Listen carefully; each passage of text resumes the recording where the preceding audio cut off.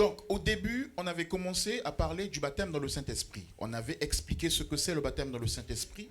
Nous avions dit que le baptême dans le Saint-Esprit, c'est pas le fait de parler en langue ou de manifester ou de prophétiser. Hein? On avait dit le baptême dans le Saint-Esprit, c'était être intégré dans le corps. On est baptisé dans un corps. Amen. Ensuite, il faut bien expliquer alors pourquoi dans Acte 2, les gens ont parlé en langue, pourquoi dans Acte 8, les gens ont manifesté, pourquoi dans Acte 10, chez Corneille, les gens ont parlé en d'autres langues. Et là, on va voir aujourd'hui Acte 19 aussi, pourquoi ils ont parlé en langue. Je l'ai déjà mentionné, heureusement. Donc, parce que souvent, on attribue ces manifestations-là au baptême dans le Saint-Esprit. Et donc, du coup, tous les ans, on fête la Pentecôte. Et à la Pentecôte, être rassuré que les gens ont reçu le Saint-Esprit, il faut leur imposer les mains. Et chaque Pentecôte, il faut baptiser les gens à nouveau dans le Saint-Esprit. Et donc, quand quelqu'un ne parle pas en langue, on dit qu'il n'est pas baptisé du Saint-Esprit. Donc, on a vu que le baptême dans le Saint-Esprit, c'est être intégré dans le corps. 1 Corinthiens chapitre 12, verset 13. Vous vous souvenez? Amen. Ok. Et ensuite, comme on s'est posé la question de savoir pourquoi alors il y a eu différentes manifestations, pourquoi quand quelqu'un parle en langue, pour la première fois on dit « Ah, il vient d'être baptisé du Saint-Esprit ». Hein, on a tous cette définition des choses. Donc nous avons vu, donc il y a 2 semaines, la différence entre le baptême dans le Saint-Esprit et être rempli du Saint-Esprit. Vous vous souvenez? On avait vu beaucoup de versets où il était dit qu'ils sont remplis du Saint-Esprit, soit ils ont parlé en langue, remplis du Saint-Esprit, soit il a fait un discours, remplis du Saint-Esprit, ils ont été remplis de courage, dans le cas de Pierre, avec Jean, devant le Sanhédrin.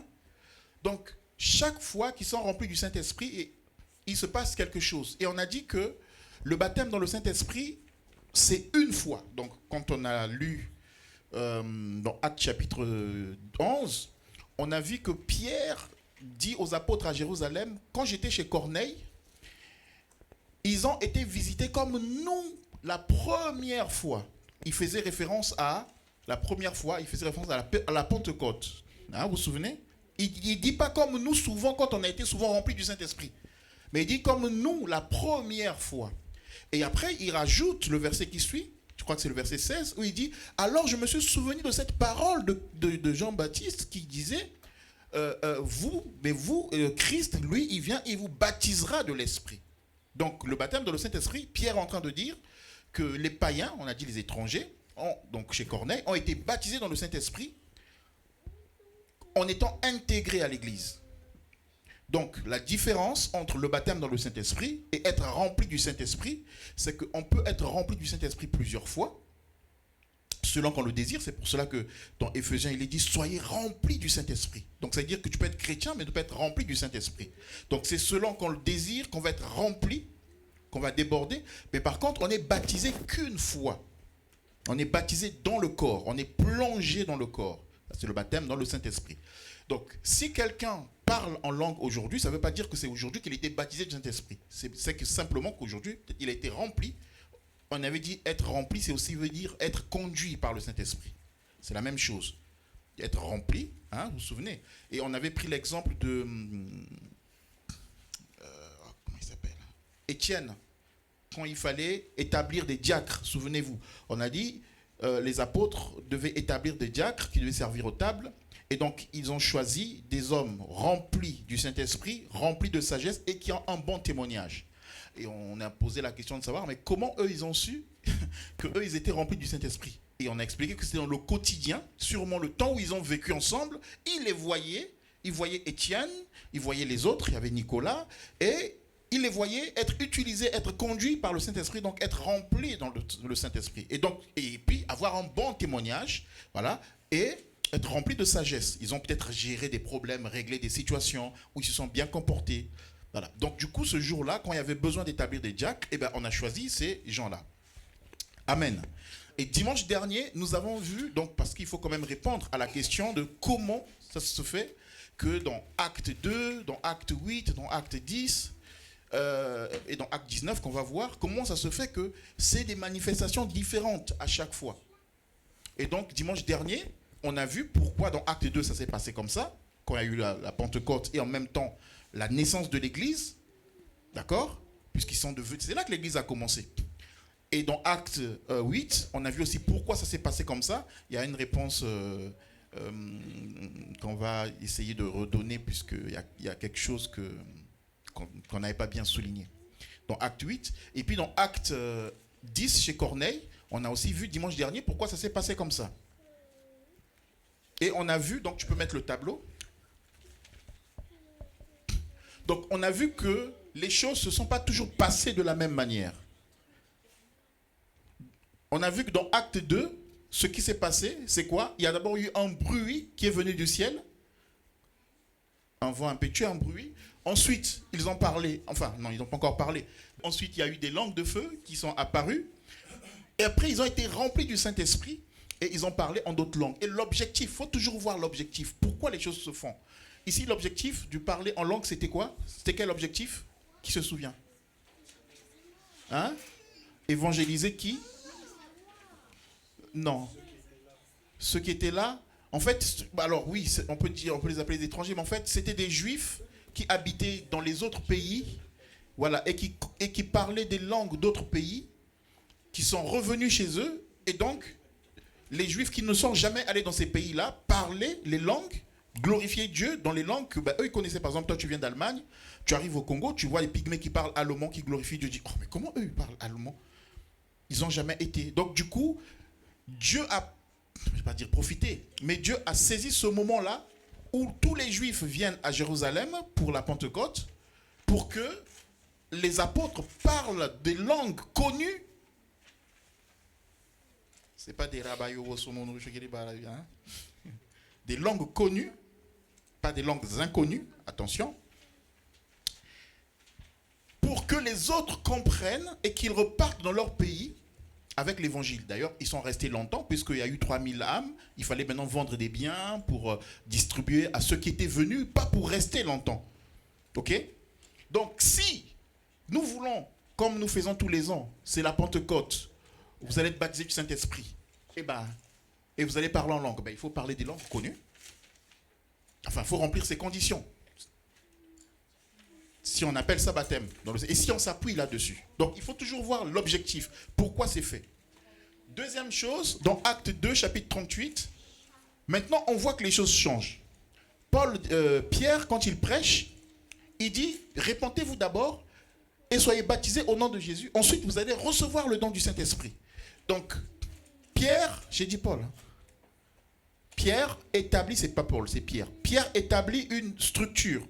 Donc, vous voulez recevoir le Saint-Esprit? Répentez-vous d'abord, soyez baptisés au nom de Jésus, et après, quand vous allez sortir de l'eau, vous allez recevoir le don du Saint-Esprit. C'est pour cela qu'aujourd'hui, il y a des églises où, quand quelqu'un se convertit, il se répand, on va le baptiser, et après le baptême, il sort de l'eau, on va soit lui imposer les mains, ou bien la personne elle-même va manifester quelque chose, et puis il va dire, bon voilà, je viens de recevoir mon baptême dans le Saint-Esprit. L'église d'où je viens, pas l'église, mais les églises d'où je viens, où j'ai grandi, par exemple, à l'EEC, c'était aussi comme ça. C'est-à-dire qu'on ressentait quelque chose quand on sortait et on attribuait ça, des fois, un baptême dans le Saint-Esprit. Donc, lui, il met cet ordre-là. Mais ensuite, au niveau des Samaritains, qu'est-ce qui se passe? Ils sont baptisés au nom de Jésus. Et puis, il faut qu'on leur impose les mains. Ils reçoivent le Saint-Esprit et après une manifestation. Et la manifestation, on a dit, on ne sait pas laquelle c'était. La Bible ne dit pas qu'ils ont parlé en langue, mais les gens sous-entendent qu'ils ont parlé en langue. Mais on ne sait pas en réalité. Mais il y a eu une manifestation. Et on a dit ici, pourquoi ça s'est passé comme ça? C'est parce qu'il faut étudier l'histoire des Samaritains et des Juifs. D'accord? Si Pierre ne venait pas avec Jean pour imposer les mains aux Samaritains, il y aurait eu deux églises, c'est-à-dire que l'église des Samaritains et l'église des Juifs. Parce que dans l'histoire des Juifs et des Samaritains, ils ne s'entendaient pas du tout. Amen, amen, amen. Et au-delà de ça, il y avait aussi, comment ils s'appellent? Les Samaritains, c'était des gens qui s'appuyaient sur tout ce qui est spectaculaire. Donc on a bien vu l'histoire avec, vous vous souvenez, Simon le magicien, vous vous souvenez? On a vu comment les gens étaient attirés par Simon le magicien. Et finalement, quand Philippe est venu, il a fait des miracles. Et bien les gens étaient étonnés par les miracles de Philippe. Et même Simon le magicien lui-même était étonné. Ok? Donc, en fait, Dieu agit avec chaque peuple, chaque nation, selon son histoire. Donc, je ne peux pas imposer aux gens un baptême d'eau et après je dis, bon, je vous impose les mains, vous recevez le Saint-Esprit en m'appuyant sur ça. Bah oui, mais si je m'appuie sur ça, comment se fait-il qu'ici, ça s'est passé différemment? Ici, la même chose, maintenant pour les païens, donc les étrangers. Les étrangers ici, c'était chez Corneille, donc ça parle des nations en fait. Ici, Pierre est endurci. Il est chez Corneille, mais il ne croit pas que Corneille va se convertir. Parce que c'est un étranger.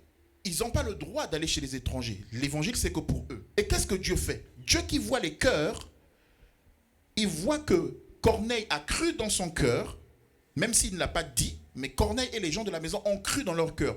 Et boum, Dieu, pour montrer à Pierre que ces gens-là font maintenant partie de l'église, eh ben, il leur donne le Saint-Esprit, ils parlent en langue, et ensuite on les baptise d'eau. Donc on voit ici que le baptême d'eau intervient à la fin.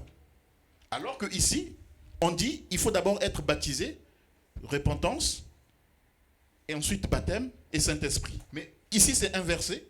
Le Seigneur fait les choses différemment. Il reçoit d'abord le Saint-Esprit, il manifeste, et ensuite on dit, oh, est-ce qu'on peut leur refuser le baptême d'eau? Et on leur donne le baptême d'eau. Amen. Donc, encore une fois de plus, je vois que Dieu agit différemment. Donc, moi, je ne peux pas imposer une façon de faire. Bon, je te baptise, après je t'impose les mains, après tu dois parler. Il faut que tu parles. Non. Amen, amen. Donc, le parler était un signe aussi parce que j'avais expliqué la dernière fois, on est dans une phase transitoire entre l'Ancien Testament et le Nouveau Testament. Donc, il y a des choses que Dieu a fait à ce moment-là parce qu'on était dans une phase de transition. Les gens étaient habitués à leur culture, maintenant il fallait passer à l'ère de l'Église. Donc, les choses changeaient. Il y avait une rééducation à faire. Ici, Micha avait posé une question dimanche dernier. Elle avait dit, dans le récit, bon, je reviens là-dessus, comme une parenthèse, dans le récit, elle a dit, Luc raconte et Luc dit, comment déjà? Luc dit, ils ont reçu que le baptême d'eau, d'accord, mais ils n'ont pas encore reçu le Saint-Esprit. Parce qu'ils avaient reçu que le baptême d'eau. Donc ils n'avaient pas reçu le baptême, enfin ils n'avaient pas reçu l'Esprit. Il ne parle pas de baptême. Il dit, ils n'avaient pas encore reçu l'Esprit. Vous vous souvenez chez les Samaritains? On a dit que Pierre est venu pour qu'ils reçoivent l'Esprit parce qu'ils avaient seulement été baptisés au nom de Jésus. Hein, l'expression utilisée, c'est seulement. Vous vous souvenez? Ok. Et donc, Michel disait, pourquoi, puisqu'ils ont été baptisés au nom de Jésus, ils ont cru, donc normalement, ils ont reçu le Saint-Esprit. C'est ce qu'on avait dit la dernière fois. Quand je crois, je reçois le Saint-Esprit. Romains 8, verset 9, ceux qui ont l'Esprit de Dieu sont fils de Dieu. Donc, si je reçois le Seigneur, normalement, j'ai l'Esprit de Dieu, vrai ou faux? Donc, eux, ils ont cru. Mais pourquoi Pierre vient à nouveau pour dire recevez le Saint-Esprit? Mais normalement, ils ont le Saint-Esprit. Amen, amen, amen. Est-ce que vous me comprenez? Vous me suivez ou pas?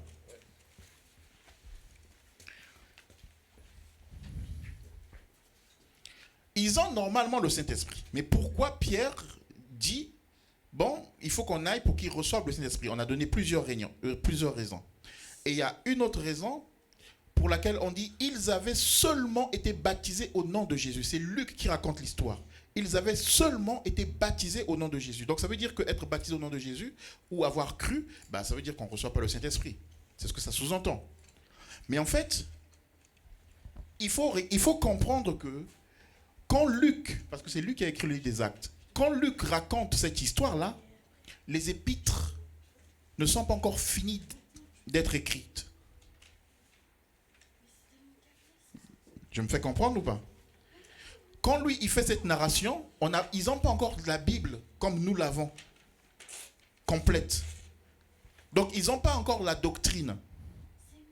Donc, eux, ils fonctionnent avec, comment dire,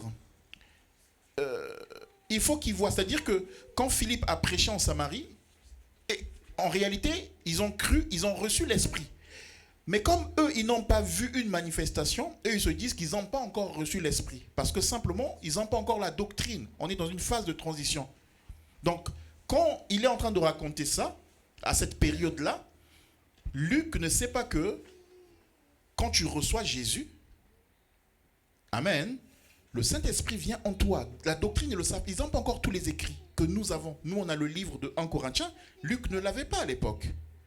Donc, pour lui, il dit, ils ont seulement été baptisés au nom de Jésus, mais ils n'ont pas reçu le Saint-Esprit parce qu'il n'a pas vu de manifestation. Je ne sais pas si c'est clair ce que j'explique. Mais nous, on peut comprendre aujourd'hui qu'il n'y a pas besoin de manifestation pour dire que quelqu'un a reçu Jésus. Je ne sais pas si tu reçois le Seigneur aujourd'hui. Amen. Merci Seigneur, je me prends le péché, vient dans mon esprit, vient dans mon cœur, tout ça, le Seigneur vient de ton cœur. Si tu ne manifestes pas, est-ce que je vais déduire que, bon, en fait il s'est repenti mais le Seigneur n'est pas dans sa vie. Pourtant je crois qu'il a reçu le Seigneur et je peux le présenter disant, voici un frère qui s'est repenti. Mais est-ce que je l'ai vu se manifester? Mais pourquoi je crois que le Seigneur est dans son cœur? Parce que je sais, j'ai la doctrine, j'ai pas que les livres des actes, mais j'ai aussi les épîtres qui me disent que la foi vient de ce que l'on entend, ce que l'on entend vient de Dieu, et que le salut c'est par la grâce, au moyen de la foi. Amen, amen. Est-ce que je me fais comprendre? Mais eux, ils n'avaient pas ça. Donc du coup, pour lui, Luc, quand il raconte cette histoire, il s'imagine que, comment dire, les Samaritains n'ont pas encore reçu l'Esprit. Donc, quand il a vu plus tard une manifestation, c'est là qu'il dit, ah, donc là, ils ont reçu l'Esprit. Mais en fait, c'est juste qu'il a été rempli du Saint-Esprit et que le Saint-Esprit les a conduits à avoir une manifestation. Mais le Saint-Esprit était déjà là. Amen. Ce n'est pas le jour où tu commences à prophétiser que le Saint-Esprit est dans ta vie. Le Saint-Esprit est avec toi maintenant. Ce n'est pas le jour où tu commences à être conduit dans une exhortation ou à donner une révélation à quelqu'un que le Saint-Esprit est en toi, vient en toi. Mais il est déjà en toi. C'est juste qu'il est en train de te conduire différemment. Amen. Amen, amen, amen. Ok. Donc on voit ici différentes façons de faire qui ne sont pas les mêmes. On va lire dans Actes chapitre 19, versets 5 et 6. Actes 19, verset 5. Pourquoi j'ai mis chez Corneille? Ici, c'est pas chez Corneille. Oh purée, quelle erreur.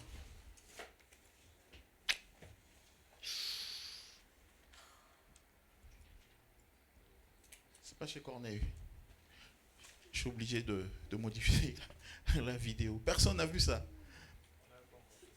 Mais si, j'ai publié la vidéo là. Hein? Oui. Aïe, aïe, aïe. Non, on ne l'avait pas fait. Mais je l'avais anticipé en fait. Bon. Donc c'est pas grave. L'image, c'est lui, c'est pas moi. Il y a des gens qui veulent noter. Amen. Donc, est-ce qu'on peut lire rapidement Actes chapitre 19, versets 5 et 6.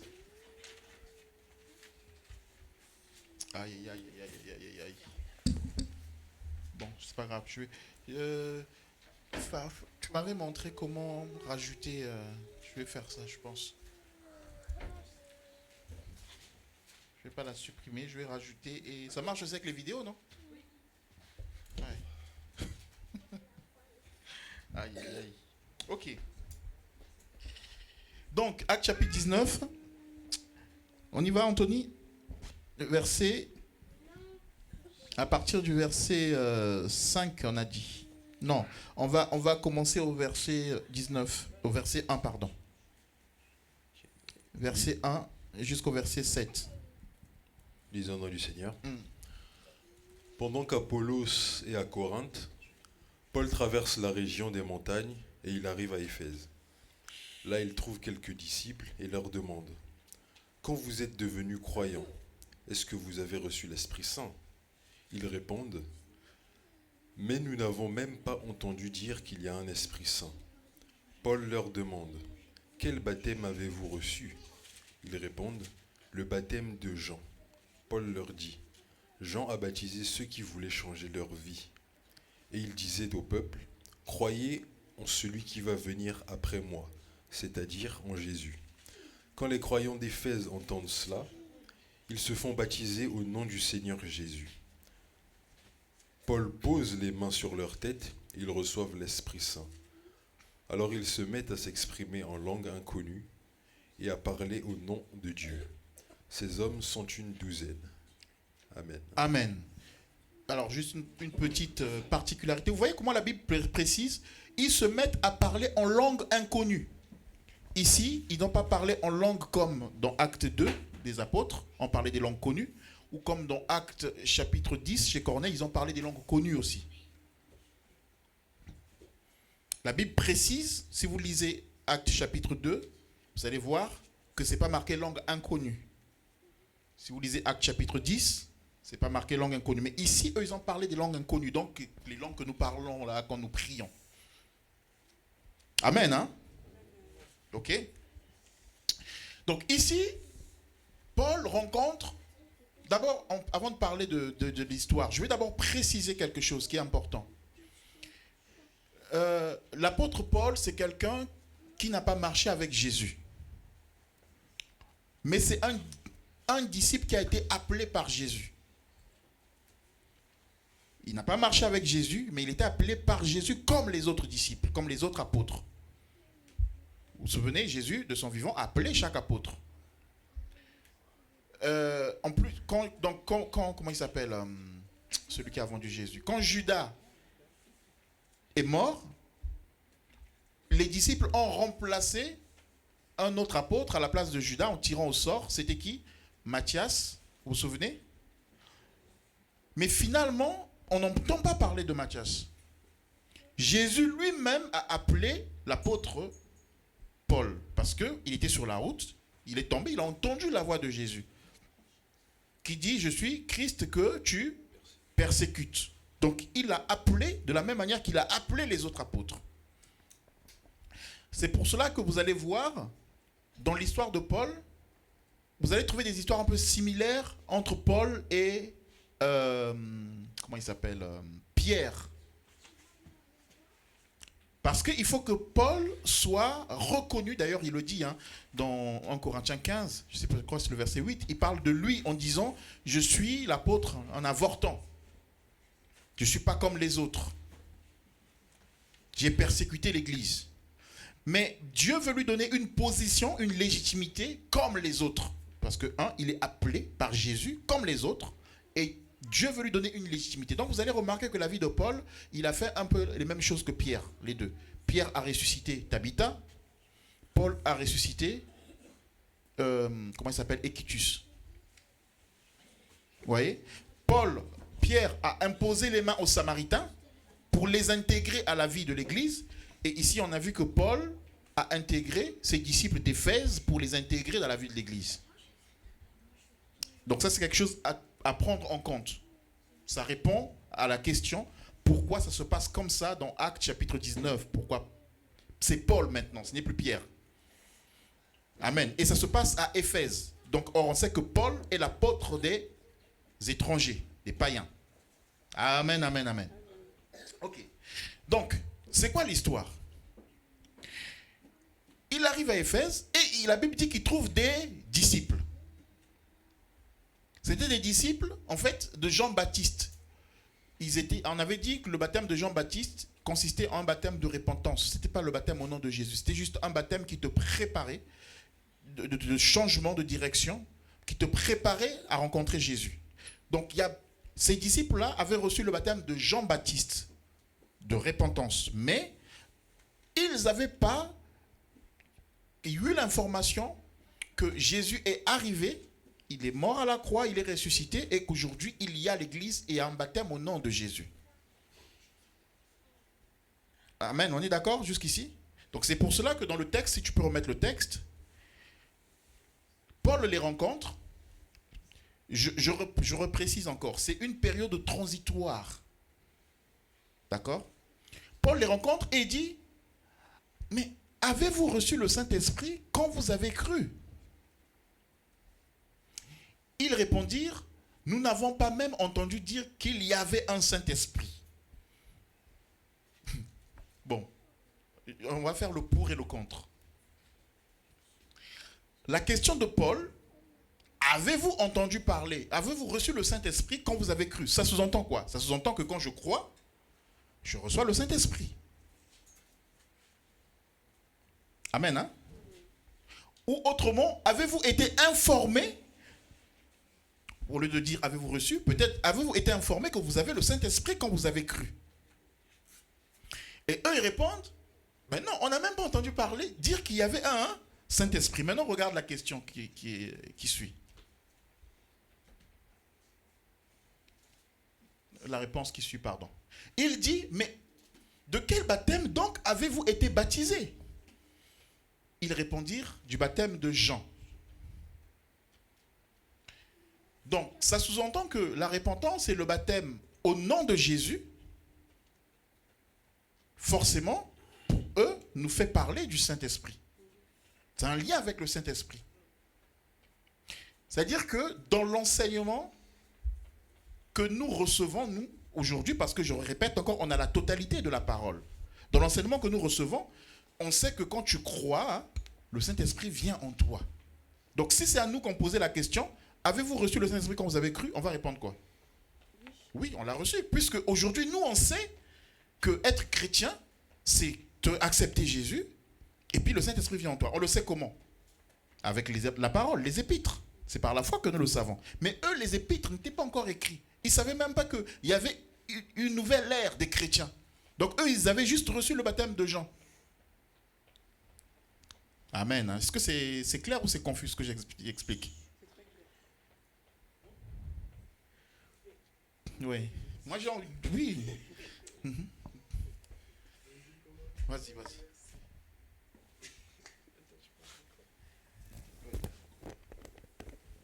Mais dans ce cas-là, on est quand même avec Paul. Mm-hmm. Paul a reçu un enseignement, il a vu les apôtres, il a vu que quand on était... Enfin, je pense quand même qu'il y avait un petit enseignement pour dire, bah, on vous baptise au nom de Jésus. Mm-hmm. Et vous allez avoir une manifestation puisqu'il nous a promis le Saint-Esprit. Mm-hmm. Donc c'est un peu, comment dire en latin, je ne sais plus le terme, et quoi, je sais pas, bref, je ne sais plus. Donc quelque part, Paul, ceux qui sont là, ils étaient d'où déjà?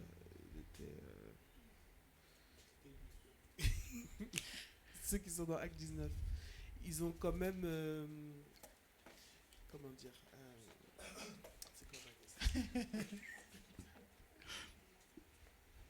ils ont quand même... Non, du coup, ils n'ont pas reçu l'enseignement, là. Ok, donc du coup, ils n'ont pas eu la visite ils ont pas reçu. Des apôtres qui ont reçu le Saint-Esprit. Alors, eux, ils sont restés... En fait, eux, ils ont pas su, ils n'ont pas été informés, parce que eux, ils ont reçu le baptême de Jean-Baptiste. Jusque-là, on est d'accord. Ok? Puisqu'ils le disent, là, quel baptême avez-vous reçu? Ils ont dit le baptême de Jean. Donc, ici, on voit déjà une différence entre le baptême de Jean et le baptême au nom de Jésus. Parce que si on lit la suite, Paul les a baptisés au nom de Jésus. Donc il y a une différence entre le baptême de Jean et le baptême au nom de Jésus. Amen. Hein? On a dit que Jean préparait la venue de Jésus. Okay. Donc eux, quand ils ont été baptisés, c'était, vous savez, à l'époque, Jean baptisait beaucoup de personnes avant que Jésus ne vienne se faire baptiser. Même certains disciples de Jésus étaient baptisés par Jean. Et donc, les gens venaient, ils se faisaient baptiser, ils partaient. Ils venaient, ils baptisaient, ils partaient. Et donc, eux, ils faisaient partie des personnes qui ont eu le baptême de Jean et qui savaient que Jean annonçait Jésus, mais qui n'ont pas eu l'information que Jésus est mort ressuscité. Ou peut-être qu'ils l'ont eu, mais qui n'ont pas saisi que maintenant, le baptême, il y a un baptême au nom de Jésus. Et que si tu reçois le Seigneur, tu es intégré à l'Église. Donc, eux, ils sont restés, alors que l'Église a commencé, mais eux, ils sont restés sur le baptême de Jean qui était juste un baptême d'engagement, de repentance. C'est bon ou pas? Tu suis? Non, en fait, c'est bon, Tu suis? Donc maintenant, Paul, en fait, veut faire une mise à jour. Voilà, c'est même le mot. Aujourd'hui, avec les termes de Dieu, il veut faire une mise à jour. Parce que c'est des personnes qui ont fait un pas pour Jésus. Mais sauf qu'ils ne sont pas été au courant que, en fait, la mise à jour qui avait été annoncée, Pour Christ, elle a été faite. Donc eux, ils sont en retard par rapport à ça. Jean chapitre 7, verset 39 ou 38 ou 37. Est-ce que tu peux l'afficher? Jean chapitre 7, verset 37. 37, vas-y à 37. Voilà. Le dernier jour, le jour de la fête, Jésus se tenant debout s'écria, si quelqu'un a soif, qu'il vienne à moi et qu'il boive. Verset 38. Celui qui croit en moi, des fleuves d'eau vive couleront dans son sein, comme dit l'Écriture. C'est Jésus qui est en train de parler. Hein. Il dit, celui qui croit en moi, des fleuves d'eau vive couleront de son sein, comme dit l'Écriture. Verset suivant. Il dit cela de l'Esprit que devaient recevoir ceux qui croiraient en lui. Car l'Esprit n'était pas encore, parce que Jésus n'avait pas encore été glorifié. Jésus n'avait pas encore été glorifié, ça veut dire quoi? Ça veut dire que Jésus n'est pas encore mort ni ressuscité. Amen. Hein? Tu peux me trouver des piles, s'il te plaît? Dans le sac, il est derrière là-bas, je crois. 2. Donc Jésus n'est pas encore mort ni ressuscité, il n'est pas encore monté au ciel.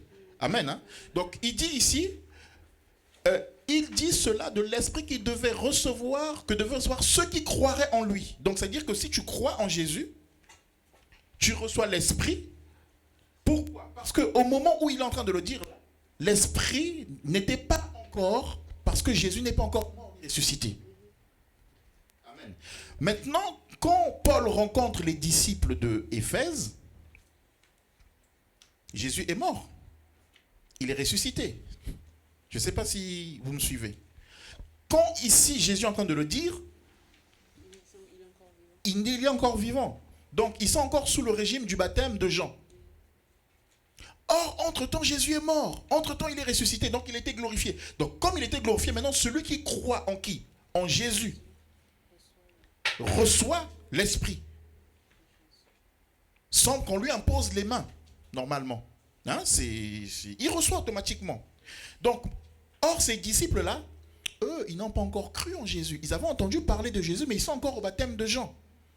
Mais pourtant, on nous dit qu'Apollos était versé dans les Écritures. Il connaissait, si on remonte plus haut dans Acte 10, Oui. on nous dit qu'il était plein de ferveur, il annonçait enseignement. On nous parle d'Apollos au chapitre 18, verset 24. On nous dit qu'il était, c'était un homme éloquent et versé dans les Écritures. Il était instruit dans la voie du Seigneur et plein de ferveur. Il annonçait et enseignait avec exactitude ce qui concerne Jésus, bien que ne connaissons pas le baptême de Jean. Bien que nous connaissons pas le baptême de Jean, mais il a cru en Jésus quand même. Oui, on parle d'Apollos. Oui, mais c'était lui qui était il a parlé avec les disciples, enfin, il a fait des disciples. C'est pas lui. Non, mais on est dans Actes chapitre 19. Alors, Oui, Apollos, c'est bien cet exemple que tu donnes d'Apollos parce que c'est un peu la même chose. Mais avant qu'on revienne sur Apollos, parce que là, on parle des 12 disciples pour l'instant. Mais on viendra sur Apollos parce que c'est un peu la même chose. D'accord?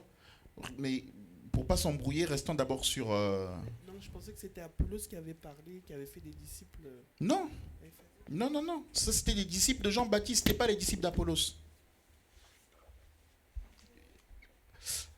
Alors, remets le Matthieu, remets Actes chapitre 19.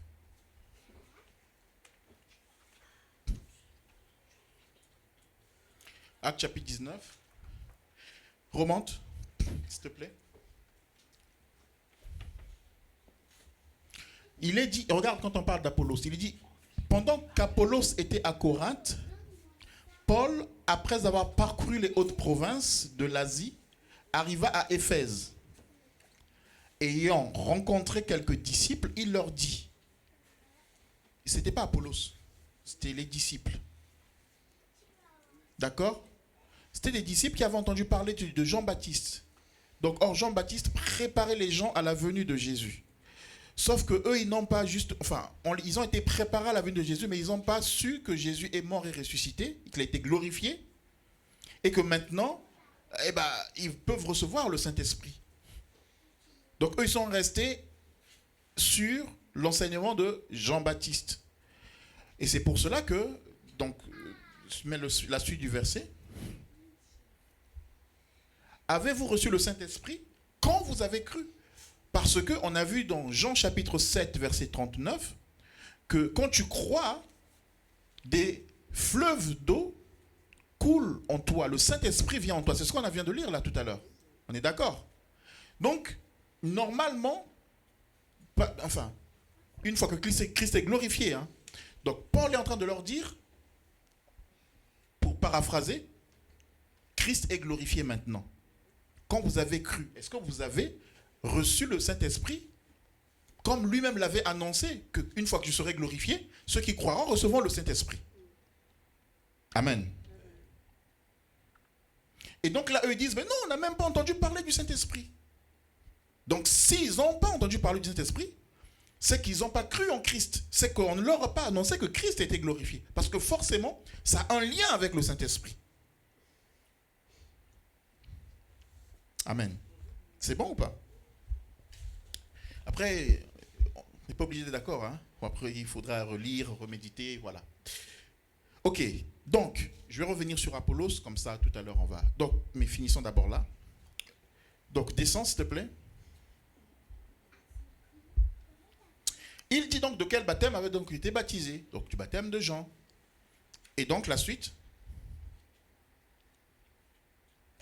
Alors Paul dit, Jean a baptisé du baptême de repentance, c'est ce que je disais tout à l'heure, disant au peuple de croire en celui qui venait après lui, c'est-à-dire Jésus. Donc eux, ils se sont limités à Jean. Mais Paul leur dit, mais Jean, lui, c'est une limite. Lui, il prêchait la repentance, donc décider de changer pour croire en Jésus. Voilà. Donc en fait, vous êtes limité à Jean, mais si vous aviez cru en Jésus, vous aurez entendu parler du Saint-Esprit. Donc du coup, il leur a expliqué que Jésus est mort, ressuscité. Et finalement, verset suivant, sur ces paroles, ils furent baptisés au nom de Jésus. Donc ils ont eu un rebaptême d'eau. Amen. Ils ont eu un rebaptême d'eau.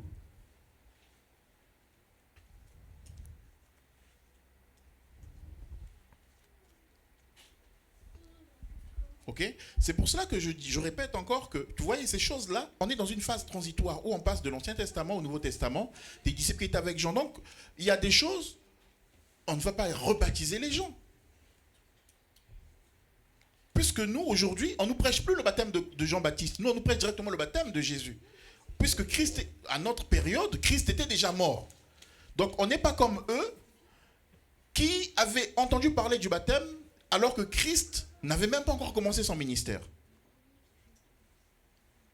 Amen. Vous voyez, il y a des choses qui ne s'appliquent pas à nous, qui ne peuvent pas s'appliquer à nous. Donc, ils ont été baptisés au nom de Jésus. Ensuite, lorsque Paul leur eut imposé les mains, le Saint-Esprit vint sur eux et ils parlaient en langue et ils prophétisaient. Ah, donc le Saint-Esprit n'était pas venu sur eux quand ils ont cru.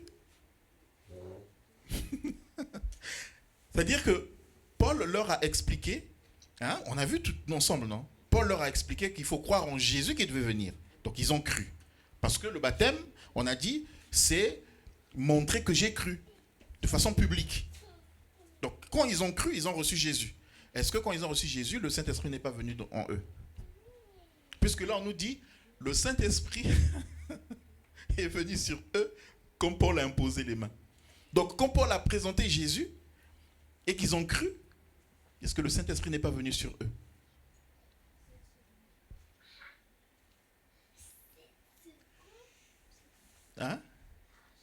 Ben, comment ça si? Puisqu'on nous dit ici que Paul a imposé les mains et c'est là qu'il est venu sur eux.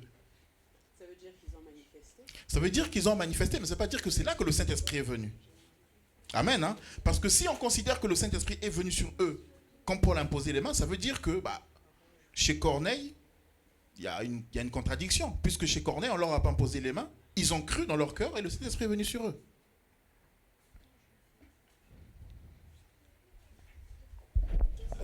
J'aimerais remonter sur voilà, le verset, le premier, quand il demande, bon déjà j'allais demander comment Micha, c'était disciple de qui? Parce que c'est même hier qu'on a abordé le sujet qui... Bon voilà, ok. Donc je te laisse la question. Mais je pose une autre. C'est celle sur le verset 2. Quand il demande, avez-vous reçu le Saint-Esprit quand vous avez cru? Pour moi, ça sous-entend qu'ils sont censés savoir par quelque chose qu'ils ont reçu le Saint-Esprit. Est-ce que ça sous-entend que la réception du Saint-Esprit à cette époque-là était toujours suivie de signes? Parce que moi, par exemple, moi, je ne sais pas si je le lis mal, mais pour eux ou pour Paul, il y avait peut-être quelque chose qui leur prouvait que... parce que là, on entre dire, selon la doctrine d'aujourd'hui, puisque nous, on a toute la Bible, donc quand on croit, c'est là qu'on reçoit le Saint-Esprit. Mais si je pose, par exemple, une question à Anthony, est-ce que tu étais rassasié quand tu avais mangé? Ça veut dire que quand il est rassasié, il y a quelque chose qui prouve qu'il est rassasié. Ils sont qu'il est rassasié. Oui, donc c'était ça ma question. Ok. Ça rejoint ce que j'ai déjà dit. J'ai dit, c'est-à-dire qu'à l'époque, ils n'avaient pas ce que nous avons. Nous, c'est par la foi aujourd'hui que nous croyons que si Anthony reçoit le Seigneur, il a confessé Jésus, il a reçu le Saint-Esprit. Parce que la parole me le dit. Donc, je n'ai pas besoin de voir une manifestation dans la vie d'Anthony pour croire. Mais eux, ils n'avaient pas, c'est ce que j'ai dit tout à l'heure, ils n'avaient pas la totalité de la parole. Ils n'avaient pas la doctrine encore. Donc pour eux, c'était important qu'il y ait des signes. Est-ce que vous comprenez? On est dans une phase transitoire. C'était important qu'il y ait des signes. C'est pour cela que Paul, ici, quand il leur parle, alors quand il dit des disciples, en fait, c'est des disciples de Jean-Baptiste. Mais pourquoi là, il met la connotation que pendant que Paul était de l'autre côté, ça veut dire que leur maître n'est pas là et qu'ils trouvent des disciples de... Parle dans le micro, parle dans le micro. Je sais pas. Parle dans le micro, pose la question là dans le micro. Je viens compléter. Puisqu'on nous dit disciples, on a dit qu'on faisait une différence entre la foule et les disciples. Là, disciple, pour moi, c'est disciple de Jésus. Mais normalement, si c'est disciple de Jean, ça devait être... oui, mais c'est une très bonne question. Maintenant, moi, je pose la question. Est-ce que Jésus, aujourd'hui, tu le vois? Non. Tu es son disciple ou pas? Oui. Donc, aujourd'hui, il y a des disciples de Platon. Oui, mais dans la Bible, normalement, il précise disciple de Jean. Mais oui, mais c'est là qu'ils te répondent, en fait. Que nous avons été baptisés. C'est là que quand ils parlent de Jean, c'est là que tu comprends que c'était des disciples de Jean. Du coup, les disciples de Jean qui continuaient sont aussi des disciples, des futurs disciples de Christ. Bah oui, c'est-à-dire que Jean préparait, comme par exemple Jean chapitre 1, vers la fin. Quand Jésus approche, Jean-Baptiste, il dit, voici l'agneau de Dieu. Il parle à ses disciples. Voici l'agneau de Dieu qui ôte le péché du monde. Et la Bible dit que Jean l'a suivi. Où demeures-tu? Vous voyez? Donc les disciples de Jean étaient préparés pour suivre Jésus, pour devenir des disciples de Jésus. Sauf que Jean a eu beaucoup de disciples. Ceux qui sont passés par le baptême de Jean. Et tous n'ont pas suivi Jésus. Tous n'ont même pas su que Jésus était mort et ressuscité alors que Jean les préparait pour suivre Jésus. Je ne sais pas si jusqu'ici c'est clair. Donc Jean n'avait pas besoin d'être vivant pour que les gens continuent à parler de la doctrine de Jean. D'ailleurs, on a parlé de qui on a parlé tout à l'heure? D'Apollos. On va lire le verset, remonte au verset 18, au chapitre 18. On va essayer de regarder rapidement Apollos. Les derniers versets là, enfin le 24 remonte même plus haut.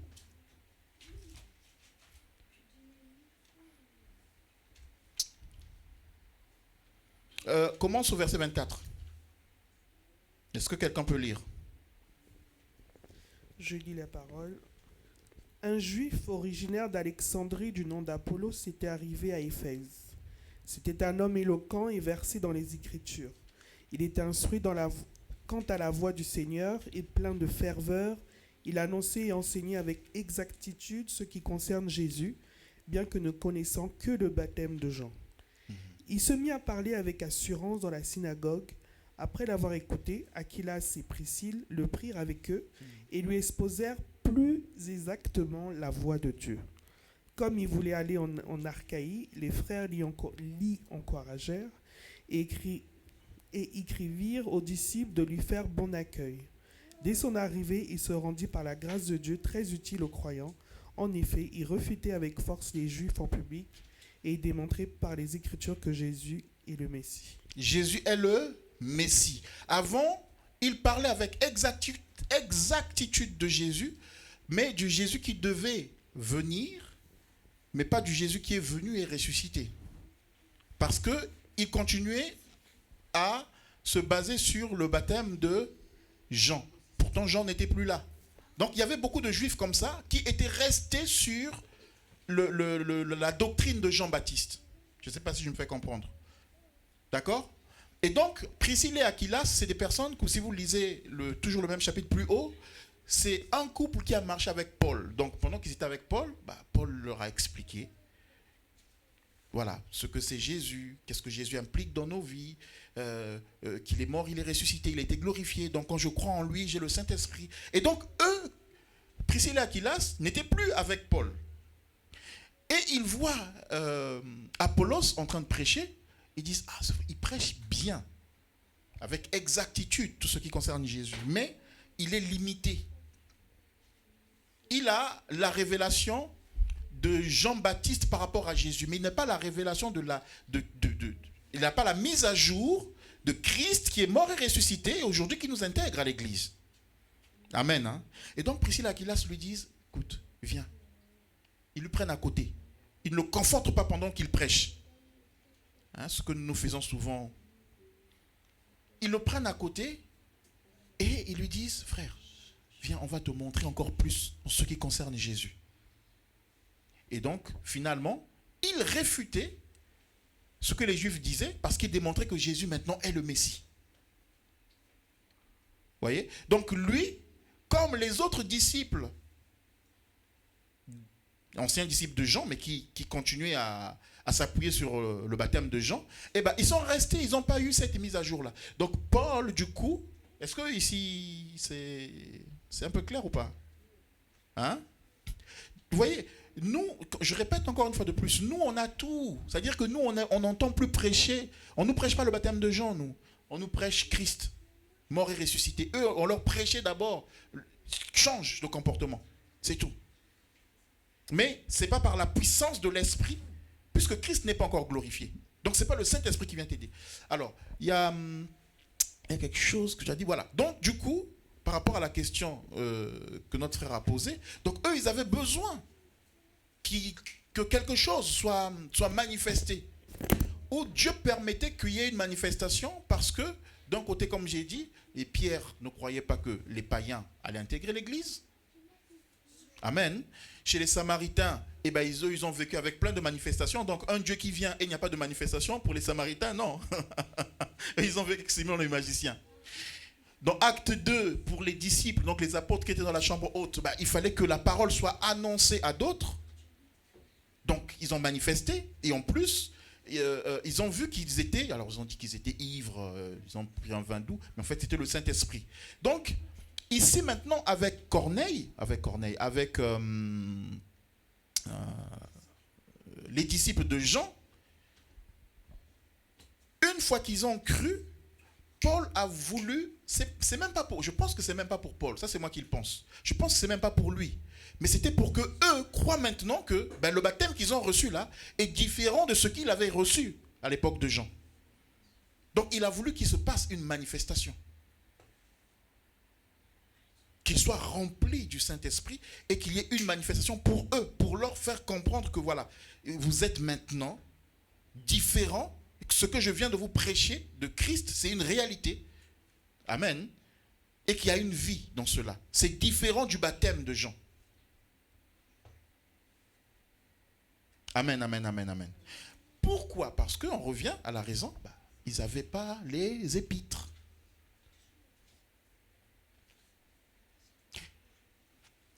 Si nous l'amenons à nous aujourd'hui, si nous voulons appliquer tout ça, alors remets un peu le tableau là, s'il te plaît. Le tableau. Si nous voulons appliquer ça aujourd'hui, quand on va évangéliser dans la rue, il faut à chaque moment qu'on prie pour que les gens commencent à manifester quelque chose, pour que nous, on soit sûrs que... Il y en a qui le font. Et il y a aussi beaucoup de mensonges, tu es d'accord avec moi? Tu sais d'où on vient, non? Ok.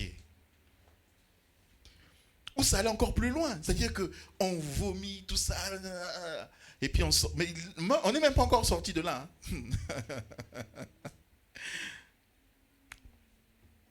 Amen, amen, amen. Alléluia. Bon, maintenant, on va se poser des questions.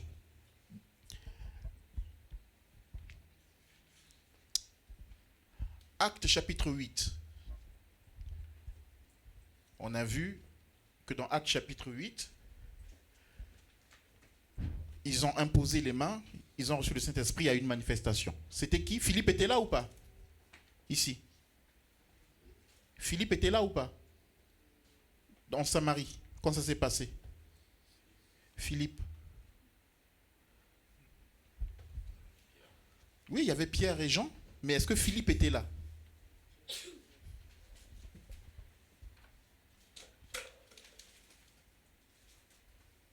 Mais c'est Philippe qui a annoncé l'évangile en Samarie. Quand ça s'est produit, il était là. Amen. Philippe était là. On a lu Acte 8, non? Et vous suivez ou pas? Acte chapitre 8.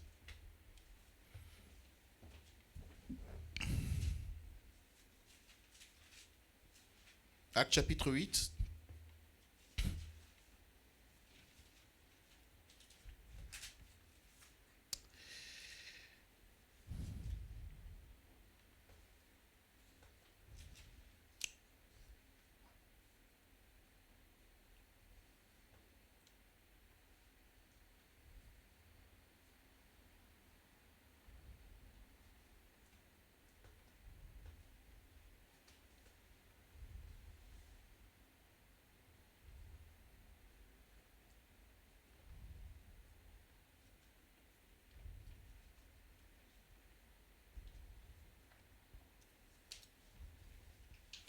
Verset 26.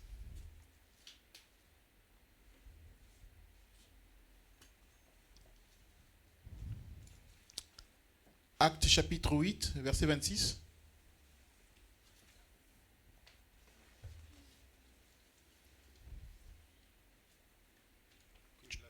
Ouais.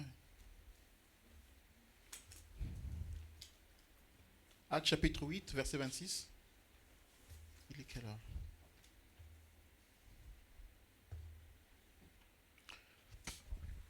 Donc ici, juste avant, si vous remontez, donc Philippe, Simon le magicien a voulu acheter le don du Saint-Esprit, et puis Pierre l'a repris, donc voilà, et puis c'est terminé. Et donc juste après, il est dit, un ange du Seigneur s'adressant à Philippe, lui dit, lève-toi et va du côté du midi sur le chemin qui descend de Jérusalem à Gaza, celui qui est désert.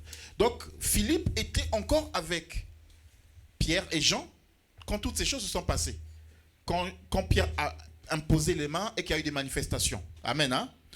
Donc, juste après, un ange vient le visiter et il s'en va. On ne va pas le lire. Mais vous connaissez l'histoire après, il rencontre qui? L'énuque éthiopien qui lisait Ésaïe. Et donc, Philippe vient s'asseoir à côté, il lui explique la parole et finalement, il le baptise parce qu'il a cru. Amen. Hein? Est-ce qu'après, Philippe lui a imposé les mains? Pour qu'il y ait une manifestation? Non. Amen. On ne va pas le lire, mais notez. Acte chapitre 16. Acte chapitre 16. chez Lydie. Acte chapitre 16 chez Lydie.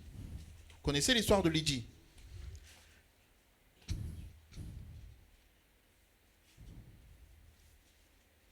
Je vais juste lire rapidement.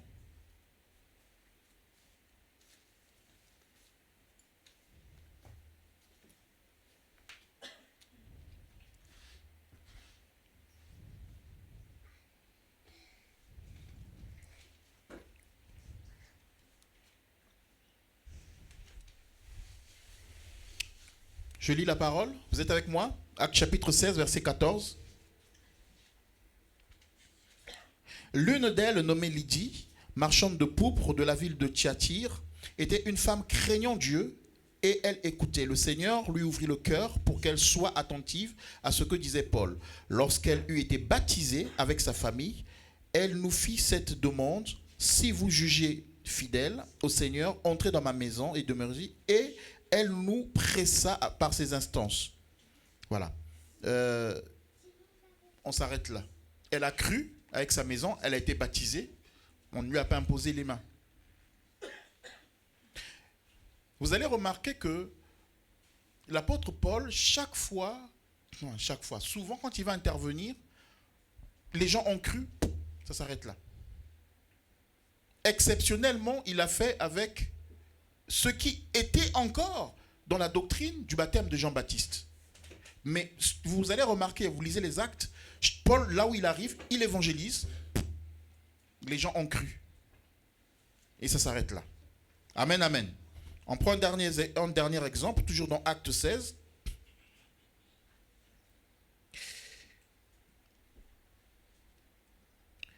Verset 30, vous connaissez chez le geôlier là, qui a été sauvé. Vous vous souvenez? Le geôlier, quand on a mis Paul et Silas en prison, on les a fouettés. Ils ont loué le Seigneur, les murs sont renversés. Et à l'époque, quand les prisonniers se sauvaient, on tuait les gardes.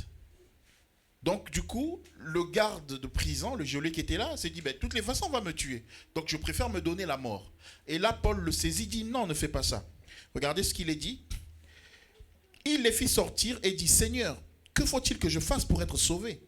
Paul et Silas répondirent, crois au Seigneur Jésus et tu seras sauvé. Ils lui annoncèrent la parole du Seigneur ainsi qu'à tous ceux qui étaient dans sa maison. Il les prit avec lui à 7 heures, même de la nuit. Il lava leurs plaies et aussitôt il fut baptisé, lui et tous les siens. Les ayant conduits dans son logement, il leur servit à manger et ils se réjouirent avec toute la famille de ce qu'ils avaient cru en Dieu. Est-ce que Paul a imposé les mains? Est-ce que Paul a attendu qu'il prophétise ou qu'il parle en langue? Non. Amen. Hein? Donc si dans chaque conversion, il faut faire tout ce qu'on a vu, soit que le Saint-Esprit vienne, qu'on voit qu'il y ait une manifestation, en tout cas dans la Bible, on aurait vu dans chaque prédication de Paul, dans chaque conversion, il aurait fait cela à tout le monde. Amen, amen, amen. C'est pour ça que nous avons vu, les 4 cas que nous avons vus sont spécifiques. Et on a donné les raisons pour lesquelles ça a été fait. Amen. Donc,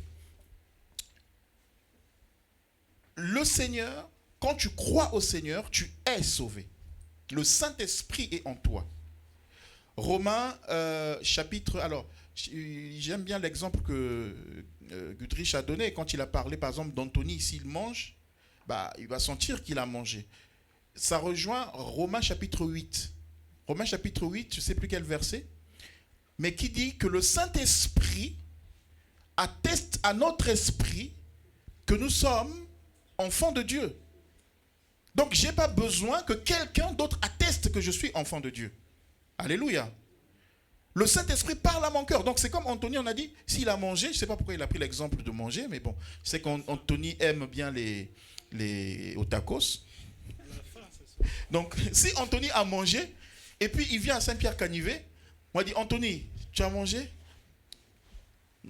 J'ai goûté.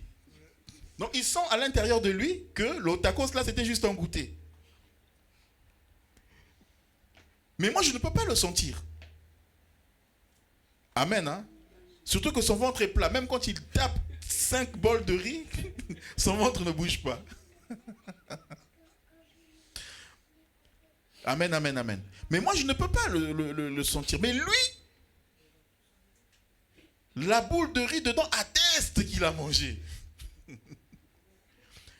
Donc, le Saint-Esprit en nous atteste que nous sommes enfants de Dieu. Quelqu'un peut te dire, tu n'as pas cru au Seigneur, tout ça, parce que tu ne parles pas ou parce que tu fais pas ci. Mais le Saint-Esprit en toi doit attester que je suis enfant de Dieu.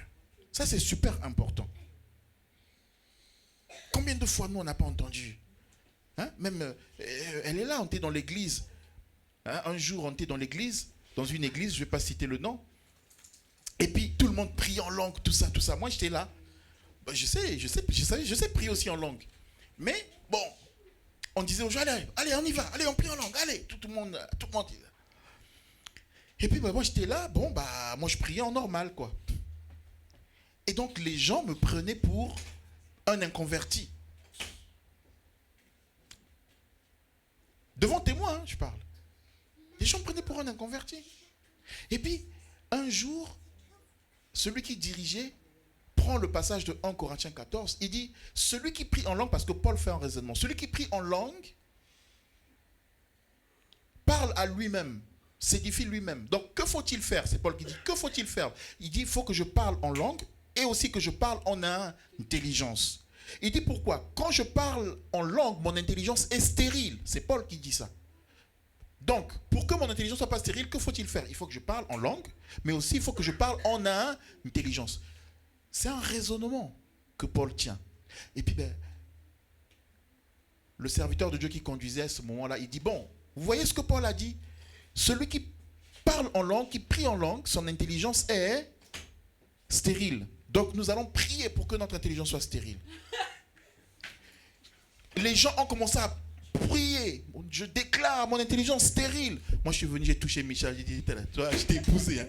S'il te plaît, ne fais pas ça. J'ai soufflé, j'ai dit, ne prie pas comme ça. Mais c'est grave. Mais c'est grave. Tu commandes à ton intelligence d'être stérile. Pourquoi tout ça? Parce que, elle est la témoin. C'est-à-dire, s'il n'y avait pas de manifestation, c'est comme si Dieu n'était pas là ce jour-là. C'est incroyable. Dieu fait ce qu'il veut. Et malheureusement, les caractères étaient pires.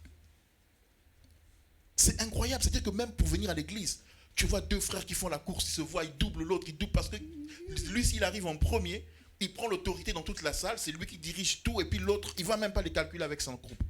Mais par contre, quand on est là, le Saint-Esprit saisit, on parle en langue, on tombe. Vous voyez, donc on est beaucoup dans tout ce qui est extérieur. Alors que les fruits de l'Esprit, le Saint-Esprit ne vient pas en nous seulement pour les dons, mais il vient aussi en nous pour les fruits de l'Esprit. Amen, amen, amen, amen. Les fruits de l'Esprit. Oh, je suis triste. Des fois quand je vois, mon pasteur à l'époque disait, ça ne m'impressionne pas quand je vois certaines choses. Effectivement, quand je regarde, des fois je suis triste. Je vois des personnes qui sont à fond dans les choses de l'esprit. Mais quand tu vois le caractère, il faut travailler les fruits de l'esprit. La tempérance. Amen. L'amour, la patience. À quoi ça sert que je commence à vous prophétiser ici et puis dès que je sors là, je donne un bon coup de poing à...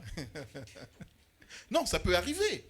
Ça peut arriver. Mais je suis appelé à changer. Le Saint-Esprit vient en moi pour me donner les fruits de l'Esprit. Que nous puissions vivre les fruits de l'Esprit.